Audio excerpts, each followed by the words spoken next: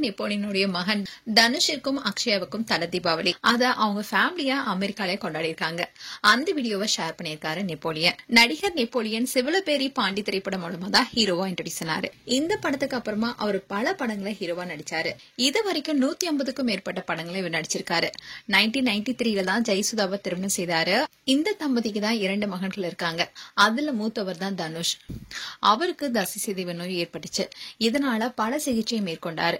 அப்படி இருந்து சொல்லதான் தன்னுடைய மகனுடைய எதிர்காலத்தை எண்ணி அங்கேயே இப்ப வசிச்சுட்டு வராங்க. இன்னும் திருநெல்வேலியை சேர்ந்த அக்ஷய் என்பவருடன் நெப்போலியனுடைய மகன் தனுஷ்க்கு போன வருடம் நவம்பர் மாதம் 2024ல தனுஷ் அண்ட் அக்ஷய் 2 பேருக்கும் திருமணம் நடந்தது. இவங்களுடைய திருமணம் ஜப்பான்ல ரொம்பவே கோலாகலமா நடந்தது. இதுல பல செலிபிரிட்டிஸ் கலந்துகிட்டாங்க. அது மட்டும் இல்லாம தனுஷுடைய திருமணம் ஜப்பான்ல ஒரு மாதங்காலமே நடந்ததுன்னு தான் சொல்லணும். அந்த அளவுக்கு ரொம்பவே பிரம்மாண்டமா பண்ணியிருந்தாரு நெப்போலியன். இன்னும் இதை தொடர்ந்து அமெரிக்க முறைப்படியும் தன்னுடைய மகனுக்கு திருமணத்தை நடத்தியிருக்காரு.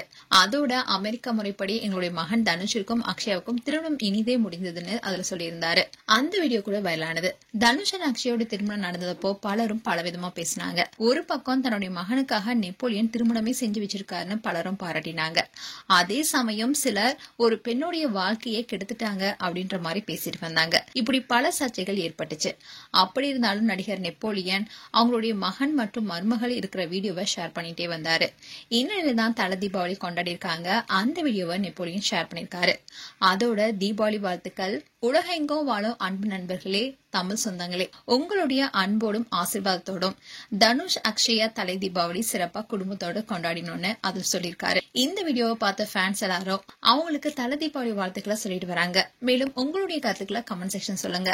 இது போன்ற வீடியோஸை பார்க்க நியூஸ் தமிழ் சேனலை சப்ஸ்கிரைப் பண்ணுங்க. மறக்காம நோட்டிபிகேஷன் பட்டனை கிளிக் பண்ணுங்க.